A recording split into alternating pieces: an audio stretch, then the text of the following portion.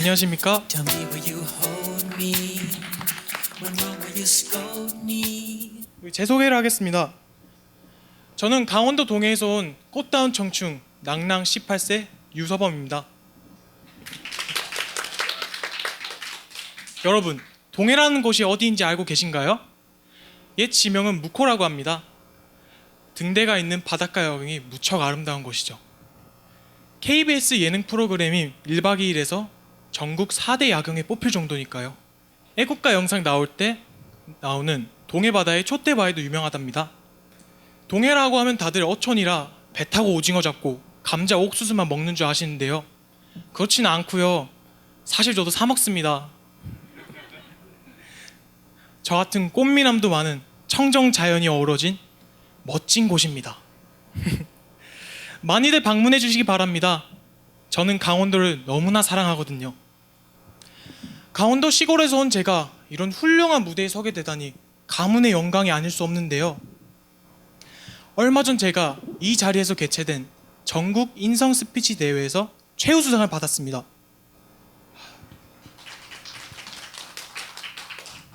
제 짧은 인생에서 아마 가장 큰 상이 아니었나 싶은데요. 기적이 일어난 거죠. 저 유서범에게. 그 기적을 이어도록 저를 변화시켜준 곳이 있습니다. 여러분, 궁금하신가요? 그 기적은 바로 제가 다니는 벤자민 인성영재학교입니다. 재작년까지만 해도 저는 꿈이 없고 저란 존재는 쓸모가 없는 사람이라고 생각했었습니다.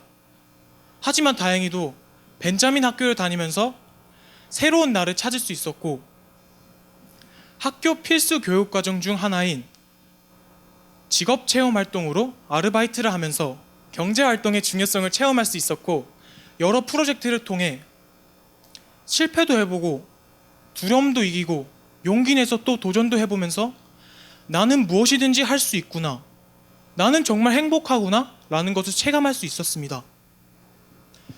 그럼 저에게 최우수상의 기적을 안겨다준 저의 이야기를 들려드리도록 하겠습니다. 인성 스피치는 저에게 굉장한 행운이었습니다. 왜냐하면 꼭꼭 숨기고 싶었던 왕따와 학교폭력의 상처를 가족에게 고백할 수 있었고, 가족 모두에게 눈물로써 용서를 구할 수 있었기 때문입니다. 이런 저에게 세상 밖으로 큰 용기를 낼 수 있도록 한 감동적인 일화가 있습니다. 서울 도심에서 오토바이를 훔쳐 달아난 혐의로 법정에 선 한 소녀가 있었습니다. 14건의 절도, 폭행 등으로 무거운 형벌을 받게 되었음에도 불구하고 판사님은 이런 말을 따라하게 하였습니다. 나는 이 세상에서 가장 멋지게 생겼다.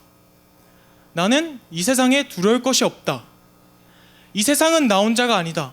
나는 무엇이든 할 수 있다. 라고. 큰 목소리로 따라하던 소녀는 이 세상은 나 혼자가 아니다. 라고 외칠 때 참았던 눈물을 터뜨리고 말았습니다. 외치는 판결에 의하는 이례적인 결정을 내려 재판장에 있던 모든 사람들이 눈물을 흘렸습니다. 사실 이 소녀는 2년 전만 해도 어려운 가정 형편에도 불구하고 반에서 상위권 성적을 유지하며 장래 간호사를 꿈꾸던 발랄하고 착한 학생이었습니다. 하지만 집으로 가던 중 남학생 여러 명에게 집단 폭행을 당하면서 삶이 송두리째 크나큰 절망으로 바뀌었습니다. 그 후 소녀는 후유증으로 정신치료를, 홀 어머니는 충격으로 신체 마비. 그렇게 소녀는 학교를 걷돌았고 심지어 비행 청소년들과 함께 범죄를 저지르게 되었습니다. 재판장에서 판사님은 누가 가해자입니까? 누가 이 아이의 아픔을 한 번이라도 헤아려 주었습니까? 잘못이 있다면 여기 앉아있는 여러분과 우리 자신입니다. 라며 소녀의 손을 잡고 미안하다는 말과 함께 판결을 마무리 지었습니다. 이 세상은 나 혼자가 아니다. 이 말을 따라하면서 소녀는 무엇을 느꼈을까요? 여러분은 무엇이 느껴지시나요? 저는 이 사례를 듣고 만감이 교차하였습니다. 왜냐하면 저도 이런 판사님을 좀 더 빨리 만났더라면 제 잘못을 뉘우치고 반성하여 바른 인성을 회복할 수 있게 되는 계기가 되지 않았을까 하는 생각이 들었습니다. 학교에선 우등생 모범생, 집에서는 사랑받는 착한 아들이었습니다. 하지만 저는 중학교 시절 단지 뚱뚱하다는 이유로 친구들에게 놀림감이 되고 교내에서 아무런 이유 없이 폭행과 심지어 땅바닥에 기는 것까지 시킴을 당하였으며 얼굴에 침을 뱉는 친구에게 아무런 저항도 못하고 괴롭힘을 당하였습니다. 가족들이 알까봐 두려워 말도 못하고 혼자서 괴로워하며 생각하였습니다. 나를 무시하던 친구들에게 복수하고 싶다고. 그때부터 저는 마음과 인성이 망가져 나쁜 친구들과 어울리며 술, 담배를 하고 오토바이를 훔쳐타고 가출도 하고 학우를 괴롭히고 제가 당했던 그대로 모두에게 돌려주었습니다. 하지만 어느새 시간이 지나면서 저는 선생님들과 학우들에게 문제와 취급을 받고 저 또한 제가 쓰레기 같은 아이라고 인식하게 되었습니다. 이후 저는 학교폭력위원회에서의 2번의 정학, 퇴학 처분, 집에서는 소통을 포기하고 계속 도망치는 아들이 되었습니다. 저는 너무나 억울하였습니다. 하지만 제가 저지른 잘못이 너무나 커져버렸기에 어떠한 변명도 할 수 없었습니다. 홀로 2아이를 키우면서도 언제나 당당하셨던 어머니께서 학교에 찾아가 용서를 구하고 많은 자책과 눈물을 흘리시는 모습이 저의 가슴을 울렸습니다. 그때부터 저는 나를 체인지하자는 굳은 결심을 하였고 놀던 친구들과의 관계를 정리하고 체중 감량을 목표로 변화를 시작하였습니다. 그해 여름방학 동안 저는 운동과 식이요법으로 20kg을 감량하였고 성공 정보가 하나 생기니 자신감이 생기고 절로 표정이 밝아지니 주변 사람들과의 관계가 좋아지더군요. 일석삼극의 원리를 체험한 거죠. 이것이 저의 인성회복의 시발점이고 그동안의 제 잘못을 뉘우치는 과정이 되었죠. 모두가 포기하던 그때 판사님처럼 어머니가 저를 감싸주고 저를 위해 용서를 구하던 모습을 지금도 가슴에 품고 살아가고 있습니다. 여러분이 생각하는 인성은 무엇인가요? 제가 생각하는 인성은 불씨와 같습니다. 주변의 차가운 냉기를 단 한 번의 발화를 통해 뜨겁게 그리고 더 크게 피어오르기 때문입니다.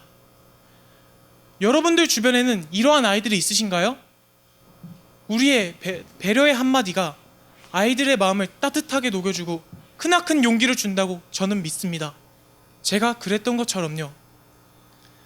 그래서 이 시간에 빌어 여러분이 허락하신다면 제 마음을 담은 편지를 낭독하고 싶습니다.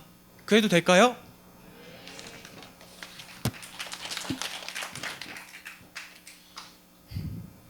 사랑하는 나의 어머니, 사랑하는 우리 엄마, 나 많이 힘들었어. 죽고 싶을 만큼. 그래도 꿋꿋이 버텼어. 예쁜 엄마 얼굴 한 번 더 보고 싶어서. 그때는 너무 어렸나 봐. 엄마 마음을 충분히 알고 있는데도 더 엇나갔던 것 같아요. 미안해요 우리 엄마. 그래도 못난 아들 이렇게 품어줘서 고마워요. 그래서 이젠 세상을 마음에 품고 한 걸음 한 걸음 나아가 보려고 해요. 앞이 보이지 않아도 괜찮아. 쓰러지고 다쳐도 괜찮아. 나 자랑스러운 엄마 아들 유서범은 더 이상 쓰레기가 아니야. 더 이상 못난 아들이 아니야. 저는 인류의 빛이 될 행복한 인성 영재 유서범입니다. 감사합니다.